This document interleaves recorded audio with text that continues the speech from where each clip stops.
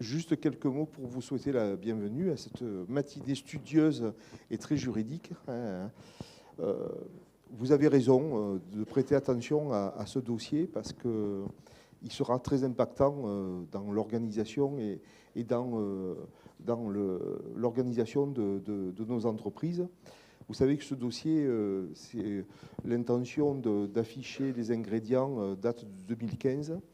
On a eu une forte mobilisation depuis ces 8 années avec la filière viticole française, mais aussi européenne, parce que on change de paradigme et on change de façon de voir les choses. Jusqu'à maintenant, la profession viticole avait été très épargnée par cette entre guillemets transparence, par toutes ces évolutions que les autres professions doivent affronter depuis déjà pas mal d'années. Et c'est vrai que nous étions habitués à avoir à faire partie des exceptions. Et aujourd'hui, on rentre dans un biais qui est différent, qui, à mon sens, ne sera que le début de beaucoup d'évolutions juridiques et de contraintes réglementaires. Alors, ce dossier, je dirais, la seule victoire dont on peut être fier et dont on peut s'arroger au niveau de la filière viticole, c'est qu'on a gardé une exception. Nous sommes la seule profession à pouvoir faire ce QR code qui permet d'éviter une liste. Je veux dire une chose, il a fallu faire des choix dans ce combat politique et juridique, et c'est vrai qu'on a réussi à sauvegarder cet aspect-là. Je pense que c'est très important parce que, vous le savez bien, quand on achète et quand on vend une bouteille de vin, on essaye de vendre du rêve. On essaye de vendre un art de vivre, on essaye de vendre un terroir, on essaye de vendre. Et quand on voit une liste, si on avait vu une liste comme ça sur une étiquette, croyez-moi qu'on enlève cette part de rêve. Et je pense, et je pense qu'effectivement, beaucoup veulent nous enlever cette part de rêve et nous mettre à un niveau purement industriel des choses. Et je crois qu'il faut qu'on essaye de lutter tous ensemble pour éviter ce genre d'enjeu. Alors, je crois que le rôle du syndicat, bien entendu, il est dans son rôle d'essayer de vous aider. Moi, je voudrais remercier Sarah et Anaïs qui s'occupent de ce dossier, qui est très complexe. Je crois que vous le verrez, vous aurez le loisir de poser toutes les questions que vous souhaitez. On essaye aussi de travailler avec un certain nombre d'entreprises qui se sont spécialisées là-dessus. Moi, le seul message, vous aurez la liberté du choix, bien entendu. On n'est pas là pour imposer quoi que ce soit, ni une entreprise en particulier, mais prenez des gens très sérieux. N'oubliez pas que d'apposer les ingrédients sur une étiquette ou même à travers un QR code, on prend une responsabilité vis-à-vis de celui qui va l'acheter. C'est-à-dire qu'il faut que ce soit nickel. Il faut que ce soit la réalité de ce qui est du contenant, parce que l'enjeu, c'est de prendre une responsabilité vis-à-vis du consommateur. Et il faut surtout éviter que vous ayez des problèmes, parce que ça peut aussi se transformer en problème juridique et en problème, je dis une chose, de fiabilité. Voilà, moi, ce que je voulais vous dire, vous souhaitez la bienvenue. Et puis, écoutez, je vais laisser, je ne sais pas si c'est Anaïs ou Sarah qui débute, mais voilà. On va essayer de suivre ce dossier, mais de toute façon, je pense qu'on pourra continuer aussi. Simplement, j'ai oublié de vous dire que le véritable acte délégué, mais je pense que Sarah, le définitif ne paraîtra qu'au mois de juillet. Donc, il peut y avoir quelques modifications, mais l'essentiel, nous l'avons. Merci, Monsieur Pastorino. Donc, merci de l'intérêt que vous portez à cette réunion ce matin. Nous allons avoir une approche très réglementaire, très juridique dans un premier temps. Donc, ce sera une présentation que je ferai donc sur les mentions à apposer donc sur ce QR code. Donc, je vous propose une présentation donc de ma part de 9h à 9h30. Par la suite, il y aura un quart d'heure qui seront réservés aux questions-réponses. Après, donc, Julien Brochet, consultant œnologue de l'ICV, prendra la parole également donc, de 9h45 à 10h15. Il aura une approche beaucoup plus technique également de ces ingrédients. Donc, ça peut être, ce sera une présentation très complémentaire à la première. Et donc, il y aura également un temps de questions-réponses d'1 quart d'heure. Puis Sarah Bréfy, qui est également juriste au syndicat, prendra la parole pour vous présenter, Sarah a fait une étude de marché par rapport aux différents prestataires qui sont présents aujourd'hui pour répondre à la demande des QR codes et fera un petit point sur le sujet. Donc dans un premier temps, nous allons parler de la liste des ingrédients et dans un second temps, des informations nutritionnelles. Donc, nous allons d'abord évoquer le contexte. Donc, cette nouvelle réglementation sera applicable dans le cadre de la nouvelle PAC 2023-2027. Comme l'évoquait M. Pastorino, c'est une réglementation qui est récente, mais qui est quand même en gestation depuis 2015. Nous ne sommes pas surpris de cette réglementation. Elle a été, donc, la dématérialisation a été obtenue suite à de longues négociations au niveau européen. Donc, cette réglementation donc, est issue du règlement 2021-2117 qui avait été publié donc, en 2021, donc, qui précisait donc, modifier les règles d'étiquetage et qui prévoit donc que tous les vins commercialisés sur le marché de l'UE devront communiquer la liste des ingrédients et les informations nutritionnelles après le 8 décembre 2023. Donc, comme vous le constatez, il y aura une période de transition. Les vins produits et étiquetés au 8 décembre 2023 pourront être mis sur le marché jusqu'à épuisement des stocks. Donc, les vins aujourd'hui que vous avez en cave qui sont étiquetés seront exemptés de cette nouvelle réglementation. Les vins produits mais non mis en bouteille ou non étiquetés à cette date auront l'obligation de mentionner les ingrédients. C'est pour cela qu'on avait fait une réunion en novembre dernier pour vous assurer de la traçabilité des vins, notamment des vins qui ne seront embouteillés, c'est souvent sur les rouges, qu'après décembre 2023. Il faut absolument que vous prévoyiez cette liste d'ingrédients. Donc, qu'en est-il des ingrédients? Donc, je vais vous faire une approche purement réglementaire et Julien Brochet aura cette approche technique qui est vraiment nécessaire pour comprendre le sens de cette réglementation. Donc, qu'est-ce qu'un ingrédient? Donc, les ingrédients sont définis par les règlements communautaires, par le 1169-2011, et prévoient que c'est toute substance ou tout produit utilisé dans la fabrication ou la préparation d'une denrée alimentaire et encore présent dans le produit fini, éventuellement sous une forme modifiée. Les résidus ne sont pas considérés comme des ingrédients. Ce qui est important dans cette formulation, c'est encore présent dans le produit fini. C'est-à-dire que les auxiliaires technologiques ne sont pas des ingrédients, ne doivent pas être mentionnés. Donc, finalement, ce qui doit être mentionné, ce sont les raisins, les substances édulcorantes et d'enrichissement, les composés œnologiques, c'est-à-dire les régulateurs d'acidité, les conservateurs et antioxydants, les agents stabilisateurs, gaz et gaz d'emballage. Donc, comme je vous disais, sont exclus les auxiliaires technologiques, sauf les allergènes, les substances naturelles utilisées pour ajuster le raisin, et ne sont pas obligatoires à apposer dans les ingrédients les morceaux de bois de chêne, parce qu'ils sont considérés comme des procédés œnologiques. Au niveau donc, de ces ingrédients, comme évoqué par ailleurs, donc, il y a la possibilité de dématérialiser via un QR code ces ingrédients. Mais tout n'est pas dématérialisable. Donc, je vous le dirai par la suite, mais si vous choisissez de dématérialiser ces ingrédients, qui sont notés là, Julien Brochet ira plus en détail après sur ces ingrédients, ceux-ci ne devront pas être présentés avec d'autres informations destinées à la vente ou à la commercialisation. Il ne doit pas y avoir de lien avec la boutique de l'opérateur. Donc ça, c'est un sujet, le lien avec la boutique de l'opérateur. On a encore échangé avec les fraudes sur le sujet, qui échangent avec la commission. Parce que ce que l'on pensait, nous, au départ, c'était qu'en cliquant via le QR code, on avait accès aux ingrédients et on pouvait prévoir un petit onglet à côté qui renvoyait vers le domaine et puisse faire la promotion de vos vins.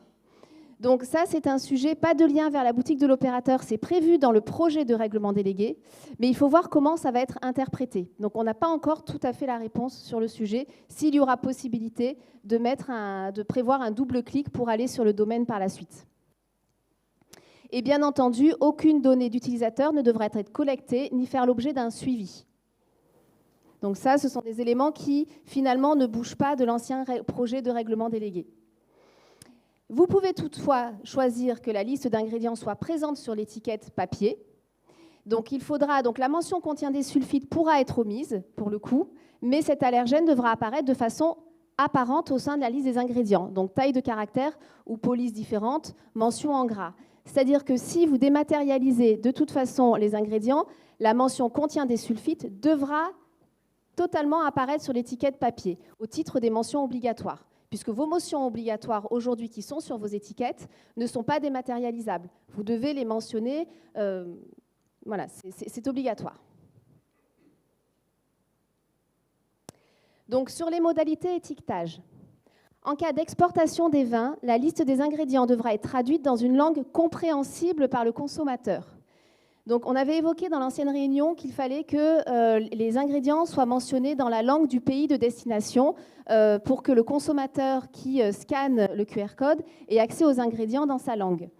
Là, vous voyez qu'il y a quand même une écriture un petit peu plus large de la mention de la langue, puisqu'il est prévu langue compréhensible.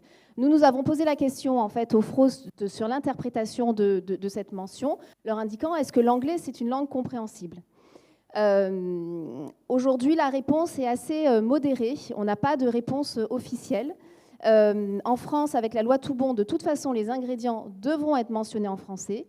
Il faut voir après, pays par pays, au niveau de l'Europe, si l'anglais serait autorisé, serait le plus simple finalement. Bon, aujourd'hui, on reste quand même sur les 24 langues, mais il faut voir s'il y aura une tolérance par la suite. La liste des ingrédients devra être précédée également par le terme « contient », et les ingrédients devront être indiqués dans l'ordre décroissant de leur importance pondérale au moment de la mise en œuvre de la fabrication du vin. Donc, si les ingrédients interviennent pour moins de 2% dans le produit fini, ils pourront être énumérés dans un ordre différent à la suite des autres ingrédients. Donc ça, c'est assez important parce que, visiblement, c'est compliqué quelquefois donc, de pouvoir indiquer l'ordre lorsque le pourcentage est inférieur à 2%.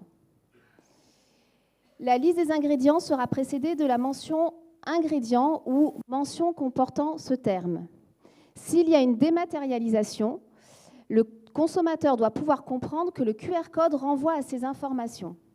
Donc en fait, il faudrait accompagner ce QR code par la mention « ingrédient » ou « information nutritionnelle ». Aujourd'hui, on voit des projets de QR code avec simplement un « i » dans le QR code. Aujourd'hui, la Commission européenne considère que ce n'est pas assez explicite pour le consommateur, qu'il faut mentionner en toutes lettres « ingrédients ». Donc ça, c'est encore un point qui devra être éclairci par la suite. Il n'y a pas aujourd'hui de taille minimale pour le QR code tant qu'il est scannable, il n'y a pas de difficulté. Au niveau du vrac, la liste des ingrédients sera annexée au document d'accompagnement et chaque opérateur intermédiaire devra mettre à jour sa liste des ingrédients. Des termes simplifiés sont prévus également par le projet de règlement délégué. Raisin frais, mou de raisin peut être remplacé par raisin. MC-MCR, mou de raisin concentré. Le terme sulfite peut continuer à être utilisé. Et gaz d'emballage ayant pour objectif de déplacer l'oxygène lors de la mise en bouteille pourra être remplacé par mise en bouteille sous atmosphère protectrice ou l'embouteillage peut se faire sous atmosphère protectrice. Ce sont les deux mentions autorisées.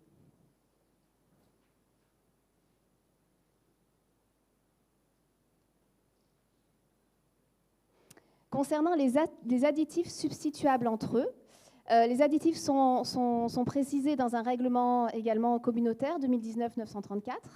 Ce sont les régulateurs d'acidité, les conservateurs et antioxydants, agents stabilisants, gaz et gaz d'emballage.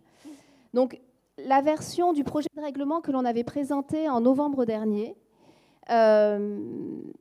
présentait déjà ces éléments, c'est-à-dire que il est prévu que les agents stabilisateurs et régulateurs d'acidité peuvent être énumérés selon une liste exhaustive précédée de la mention « contient » et ou l'autre agent stabilisateur.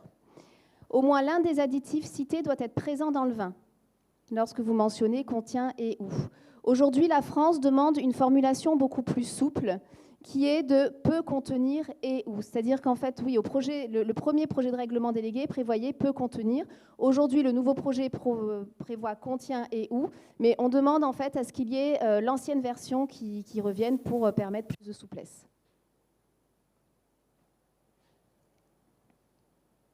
Au niveau de la traçabilité, les documents d'accompagnement donc pour les vins en vrac et les produits colle emballé étiqueté.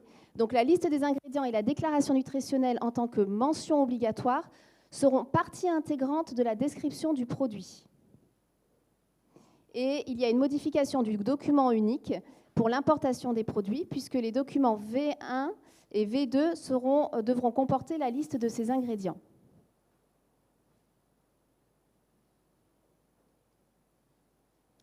Maintenant, nous passons aux informations nutritionnelles. Donc, il y a la déclaration nutritionnelle et la valeur énergétique.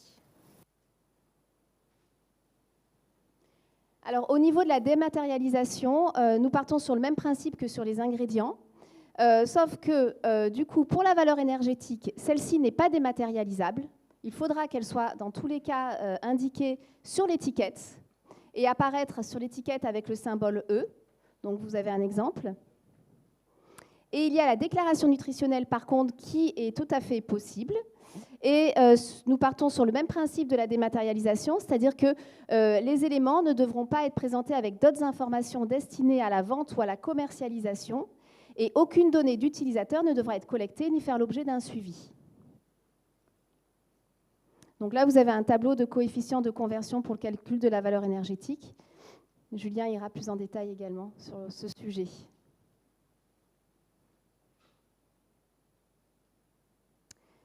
Donc au niveau de la valeur énergétique, aujourd'hui, les données de référence, c'est encore assez flou avec le règlement délégué qui n'est pas encore sorti.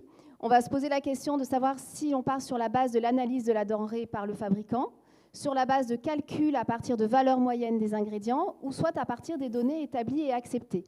Donc aujourd'hui, on n'a pas encore les lignes directrices de la Commission européenne sur le sujet. C'est un sujet qui va être débattu également entre la France et la Commission au moment de la sortie, de la publication du règlement délégué et surtout lorsque son application arrivera. Au niveau de la déclaration nutritionnelle, donc les nutriments doivent être mentionnés dans l'ordre de l'annexe 15 du règlement 1169-2011. Donc il y a les matières grasses, les acides gras saturés, les glucides, les sucres, les protéines, le sel. Si cette déclaration nutritionnelle est sur l'étiquette, il n'y a pas forcément besoin de les présenter sous forme de tableau. Si par contre vous choisissez la dématérialisation, il faudra un tableau. Et enfin, il y aura l'expression possible de cette déclaration nutritionnelle, soit par portion ou soit par unité de consommation. Donc, par exemple, l'unité d'alcool facilement reconnaissable par les consommateurs, à condition que la portion ou l'unité soit utilisée, soit quantifiée.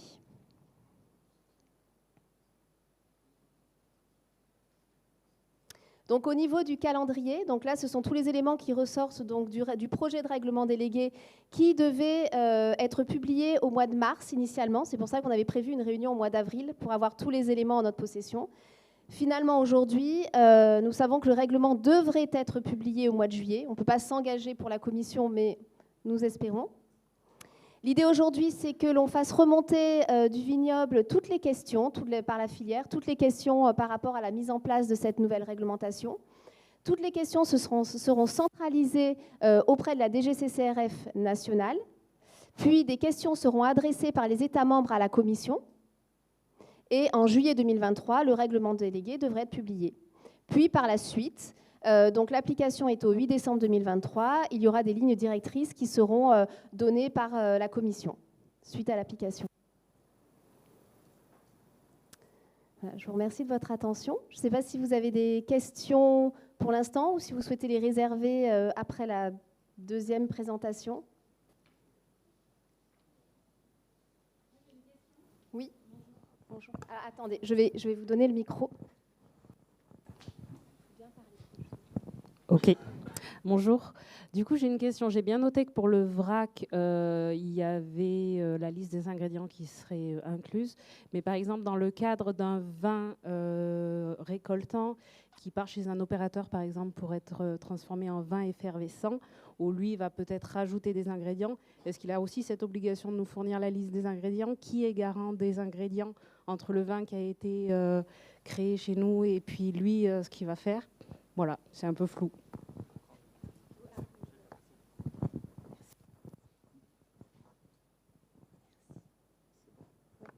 Oui. Oui. Donc, qui est garant de la liste des ingrédients? Là, je vous dirais que ce sera le propriétaire de la marchandise sur le moment, en fait, du produit. Il faudra justement cette traçabilité exacte, c'est-à-dire que lorsqu'il y a une passation des vins d'un propriétaire à l'autre, il faudra simplement rajouter les ingrédients qui seront ajoutés, alors non pas les auxiliaires technologiques, mais tout le reste devra apparaître dans la traçabilité. C'est simplement la somme des traçabilités qui permettra à la fin, pour le produit fini, de mentionner tous les ingrédients. Est-ce qu'il y a une... Oui.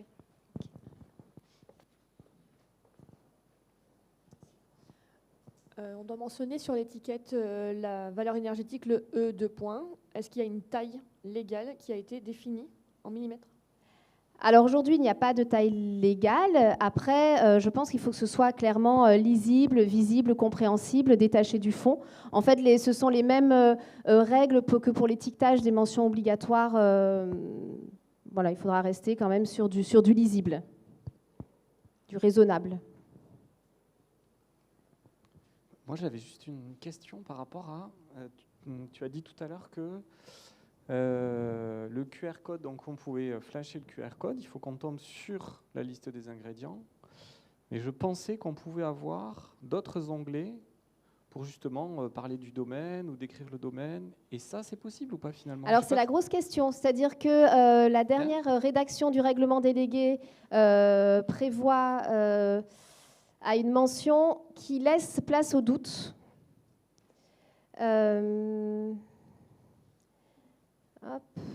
Ah non, j'ai dépassé. Qui laisse à penser qu'il n'y a pas de lien vers la boutique de l'opérateur.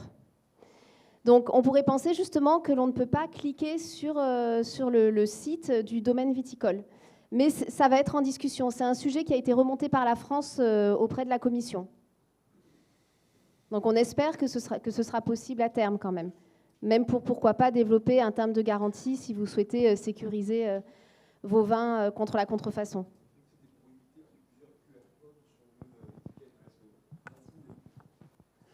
En fait, cette demande, c'est parce que beaucoup d'opérateurs ont déjà un QR code qui est sur l'étiquette pour éviter d'en apposer deux à côté. Mais c'est vrai que pour l'instant, on n'a pas la confirmation de la part de l'Europe. Est-ce qu'il y a d'autres questions? Oui. Là et après. Bonjour. Vous parliez des stocks, donc pour les 20 produits étiquetés avant le 8 décembre, c'était bon, et tout ce qui est en tiré bouché, donc pas étiqueté, les étiquettes pas reçues forcément, tout ça? Il faudra être conforme à la nouvelle réglementation. À partir du 8 décembre, tout ce qui n'est pas étiqueté devra par la suite mentionner les ingrédients. Ah, et la durée de vie du QR code? Alors c'est important, la durée de vie, d'où l'importance d'avoir un prestataire solide dans le temps. Tant que le vin n'est pas consommé, tant que le vin est en vente, le QR code doit pouvoir mentionner les ingrédients. C'est-à-dire que si vous avez des vins de garde, dans 10 ans, il faut pouvoir toujours flasher ce QR code et avoir accès aux ingrédients. Donc c'est vraiment important de connaître la solvabilité de son prestataire, la solidité. Bonjour. Dans la foulée de la durée de vie du QR code, c'est valable pour le millésime. Est-ce qu'il y en a un par lot ou on reste vraiment sur un millésime? Parce qu'il y a des petites choses qui se sont dites il y a quelques jours. Par produit, moi je dirais. Donc c'est une cuvée rosée, un QR code pour le millésime 2023. Alors après, il faut voir ce que votre prestataire peut vous proposer, mais il faut en tout cas que les ingrédients reflètent ce qu'il y a dans la bouteille.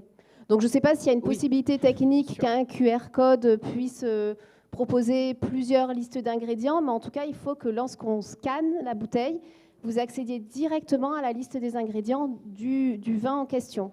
Donc je ne sais pas s'il y a possibilité d'avoir plusieurs QR codes. En fait, ça dépend de la quantité du lot, en fait, de la bouteille, du nombre de bouteilles que vous faites. Si vous faites, je dis n'importe quoi, vous faites 20 millions de bouteilles sur une cuvée, et vous allez avoir plusieurs mises. Donc si sur chaque mise, il y a des ingrédients qui sont différents, il faudra que sur chaque, ce soit différent. Il me semble que c'est ça. Hein, Oui. Mais après, c'est sur vraiment les lots qui sont quantitatifs, quoi. C'est-à-dire s'il y a plusieurs mises sur plusieurs lots et que c'est pas la même cuve et la même identité, quoi. On a juste deux petites questions de la salle d'à côté. Si ça, on essaye de mixer un petit peu. Merci. Alors, il y a une question qui demande si l'Italie impose d'étiqueter les consignes de tri. Est-ce que cela peut se faire avec le QR code? J'y répondrai tout à l'heure quand je ferai ma présentation. Justement, les prestataires qu'on a sélectionnés le proposent automatiquement. Donc, ça joint plusieurs réglementations, ce qui est assez pratique. Il y a une deuxième question qui demande, les imprimeurs disent que les QR codes doivent être de 2 cm sur 2 cm. Vous confirmez qu'il n'y a pas de taille finalement? Non, il n'y a pas de taille à ce jour. Il y aura peut-être des évolutions, mais pour le moment, il n'y a pas de taille minimale obligatoire. Voilà. Excusez-moi. Tout à l'heure, vous parliez si jamais on fait plusieurs mises en bouteille pour un même produit, Oui. et qu'on peut contenir un produit s'il n'y figure pas. Donc, Oui, du coup, alors. On peut faire qu'un QR code en mettant peut contenir, même si suivant les mises en bouteille. C'est ça, voilà, c'est ça. Surtout pour les additifs. Aujourd'hui, alors, en fait, oui, c'est pas encore officiel. Aujourd'hui, le nouveau projet, en fait, le règlement prévoit contient et ou, et il y a une demande de la France de modifier cette formulation de règlement délégué à peut contenir et ou. Donc, on espère. Moi, j'ai une question concernant la valeur énergétique. Donc aujourd'hui, on est à un demi-degré près sur le degré qu'on marque sur les étiquettes. Donc un 20, 12 ou 13, on peut mettre 12,5. Quand je dis 12, 12,01, etc. Bon. Là, sur la valeur énergétique, il faut être à combien? Julien, je te laisse répondre ou tu...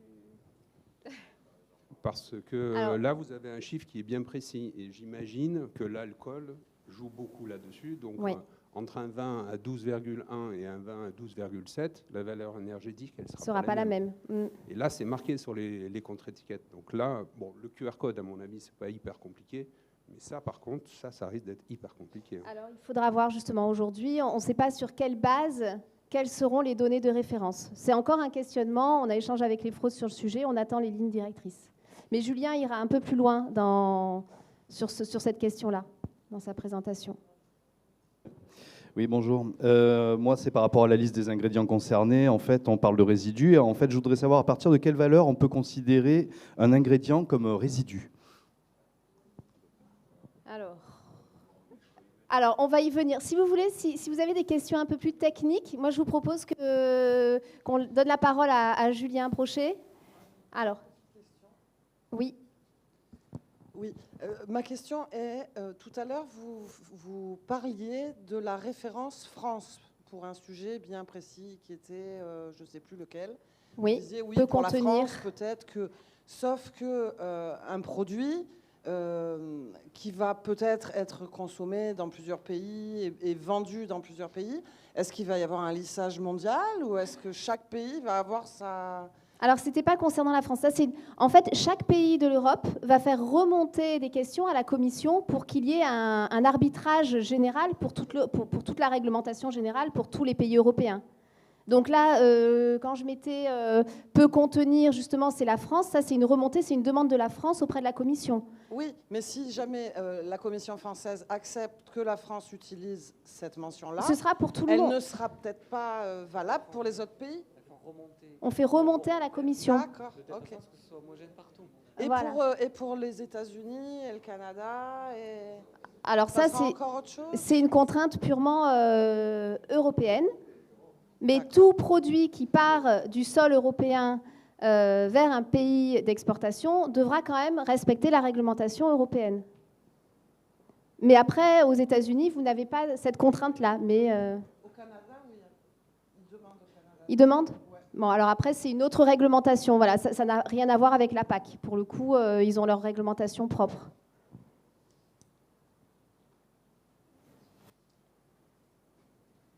Oui.